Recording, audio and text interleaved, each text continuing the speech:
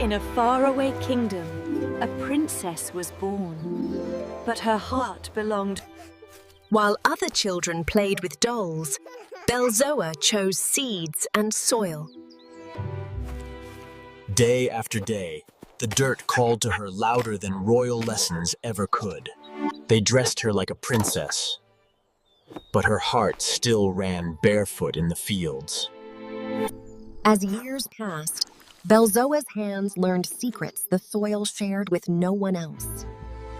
Her harvests fed the people, yet the crown still weighed heavier on her father's mind. On the eve of her coronation, the kingdom dreamed of a queen, but Belzoa spoke her truth, of soil, of seeds, and of a life she could truly grow. At last, the king offered a test, a single field to prove her way. Belzoa did not see a test. She saw a possibility waiting beneath her feet. With care and knowledge, she shaped the land, each corner given its own purpose. Belzoa treated every creature as a partner, not a tool. Even the smallest hands found respect in Belzoa's world. The more the land obeyed Belzoa, the more the king feared he was losing control.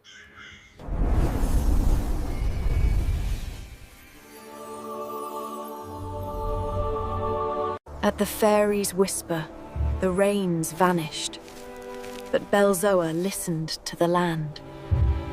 Where others saw ruin, Belzoa found a path, guiding the river, not fighting it.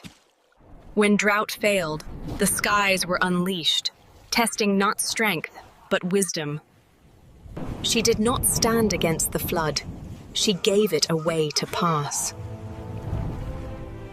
For the final trial, the sky itself seemed to turn against her.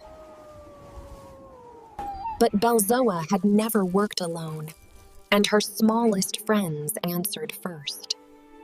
What spared Belzoa's field was paid for elsewhere, and the kingdom began to starve. For the first time, the throne felt heavier than hunger.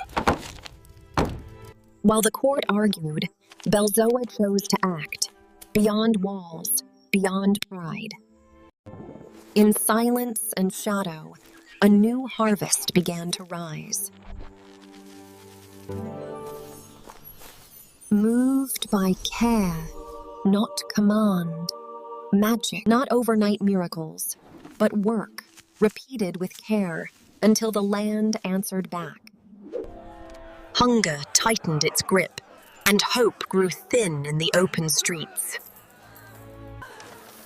From places unseen, the harvest finally came home. Belzoa did not stand above them. She stood with them. At last, the king stepped down from certainty and looked at what truly mattered. In the open air, words finally took root, spoken not as orders, but as truth. Not all crowns are forged of gold, some are ground. She ruled not from a throne, but from the furrows she walked each day. From a distant land came a prince, not seeking a throne, but a story worth believing. They spoke little at first, letting the work say what words did not. Side by side, they spoke of seasons ahead, not promises, but possibilities. As the day ended, the land stood as proof. With each new morning, the work continued, quiet, patient, and alive. Leadership found new shapes, plans drawn not for power, but for seasons. The kingdom healed not in halls alone, but row by row, field by field.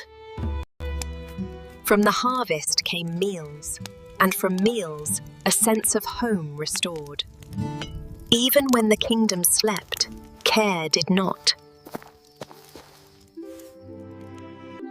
In small, careful moments, the future quietly took shape. In small, careful moments, the future quietly took shape. They planned not for glory, but for seasons yet to come.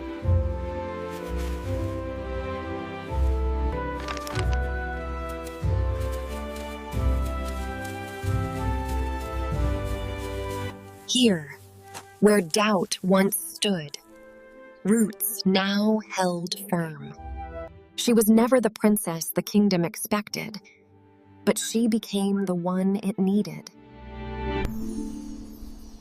And so her story reminds us, grow what you love